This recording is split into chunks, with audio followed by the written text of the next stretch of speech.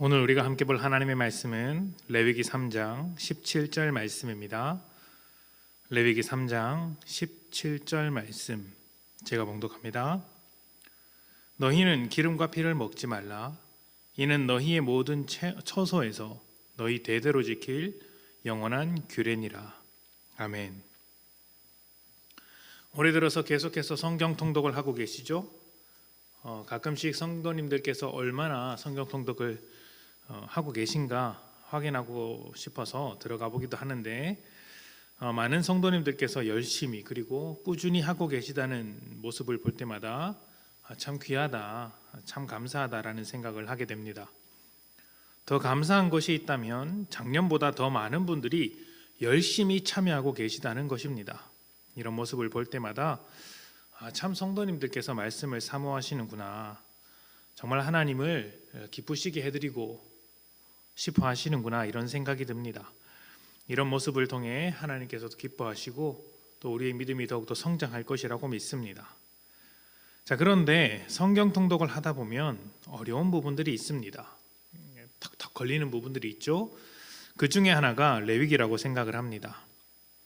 레위기는 성경 통독을 하는 데 있어서 방해물이라면 이제 방해물이라고 할 수 있는데 어떤 분들은 이미 레위기를 지나갔을 것이고 이제 레위기를 마주하게 되실 분도 계시겠죠.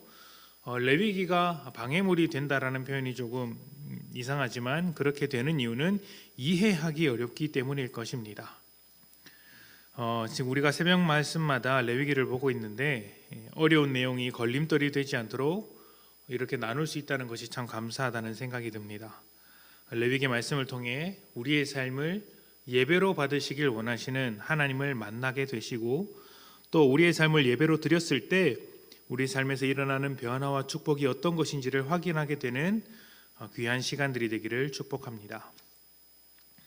레위기에는 총 5가지 제사가 나오는데 그 제사가 레위기 초반에 살짝 설명이 되고 나중에는 조금 더 비중 있게 설명을 합니다. 뒤로 갈수록 제사의 의미를 깊이 있게 이해할 수 있다는 말이겠죠. 오늘은 이제 5가지 제사 중에서 세 번째, 앞서서 2가지는 이미 이야기를 했고요. 세 번째, 화목제에 대한 이야기를 나눠보도록 하겠습니다. 화목제는 히브리어로 샬렘이라고 이야기를 하는데 이 말은 우리에게 친숙한 샬롬이라는 말과 같습니다. 이 샬롬에서부터 나온 단어가 샬렘이라고 하는 것이죠. 자, 샬롬이라는 것은 평안하다, 안녕하다라는 뜻입니다. 성경에서 인사말로 많이 쓰고 우리도 믿음 안에서 인사할 때 샬롬, 샬롬 이렇게 인사를 합니다. 그런데 이 말은 인사말보다 훨씬 더 깊은 의미를 가지고 있습니다. 샬롬은 각자의 위치와 역할을 아주 잘 지키고 있으면서도, 그러니까 자기가 해야 할 역할을 잘하고 있으면서 그리고 다른 사람들과 좋은 관계를 맺고 있는 아주 평화로운 상태라고 말을 할 수 있어요. 그러니까 나라라고 보면 그 나라가 나라로서의 역할을 잘하고 있고 통치자는 통치자의 역할을 잘하고 있으면서 다른 나라와의 관계도 아주 분쟁 없이 평화로울 때 샬롬이라고 할 수 있고요.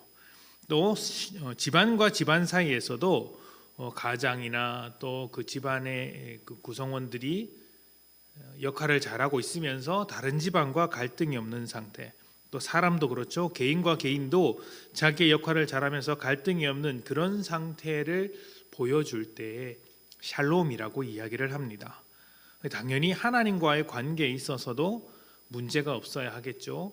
하나님은 하나님의 역할을 잘해 주시고 우리는 우리의 역할을 잘할 때, 그러면서 우리의 삶에 평안이 임할 때 그때 샬롬이라고 할 수 있습니다.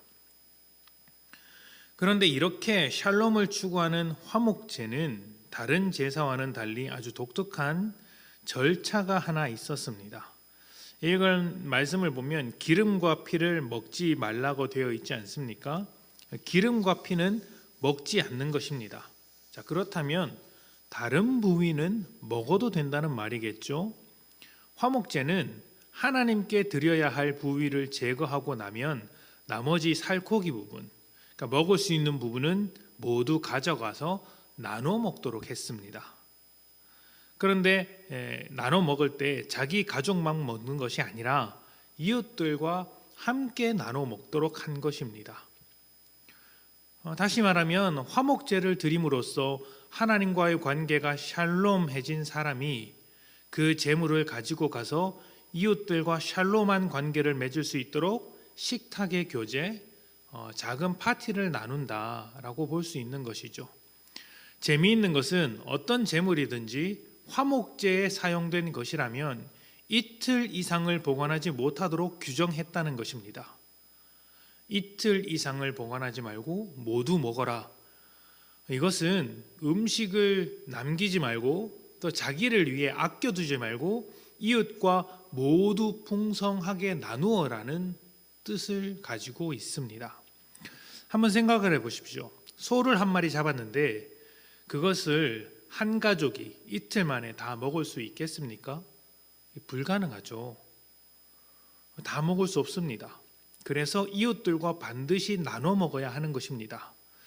그런데 그 이웃 중에는 평소에 좋지 못한 관계가 있을 수 있고 아예 등을 돌린 사람도 있을지 모릅니다. 그때 화목제를 드린 사람은 바로 그런 관계에 있는 사람, 정말 보기 싫은 사람에게 음식을 들고 찾아가서 샬롬을 선언하고 그 관계를 회복해야 한다는 것이죠. 성경은 하나님과 우리의 관계를 굉장히 중요하게 이야기를 합니다. 가장 본질적이고 핵심적인 문제라고 할 수 있죠. 그런데 하나님과의 관계만 중요하다고 말하지는 않습니다. 이웃들과도 사람들과의 관계도 중요하죠. 그래서 하나님과의 관계가 회복된 사람은 다른 사람들과의 관계도 샬롬해져야 한다, 모든 관계가 회복되어야 한다라고 이야기를 하는 것입니다. 하나님으로부터 용서받은 사람이 다른 사람을 용서하지 않는다면 자기가 받은 용서의 크기를 모르는 것이라고 할 수 있겠죠. 우리가 드리는 예배, 이것이 하나님께 드리는 예배라는 것을 분명히 이해해야 합니다. 하지만 그것으로 끝난다고도 생각하면 곤란합니다. 하나님께 드리는 것이지만 사람들끼리 은혜를 나누는 자리가 되어야 한다는 것이죠. 하나님의 사람들이 모여 있는데 서로 샬롬하지 못한다면 세상이 비웃지 않겠습니까? 그래서 예배를 오실 때는 절대로 다른 사람과 다투어서는 안 됩니다. 갈등해서도 안 되겠죠. 예배를 앞두고 있다면 부부싸움도 멈추고 화해를 하고 화평을 선언하는 것이죠. 자식들과도 다투지 말고 이웃과도 원수가 되지 않고 그 모든 관계를 풀고 오는 것입니다. 좀 어려운 관계라면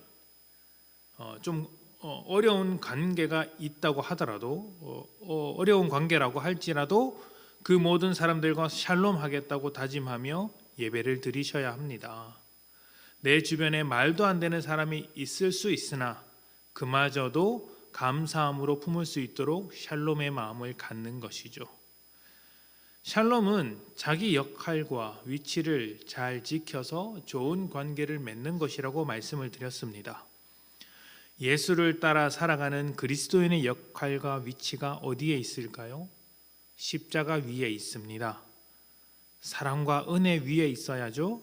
그 역할과 위치를 잊지 않는다면 풀어내지 못할 관계란 존재하지 않을 것입니다.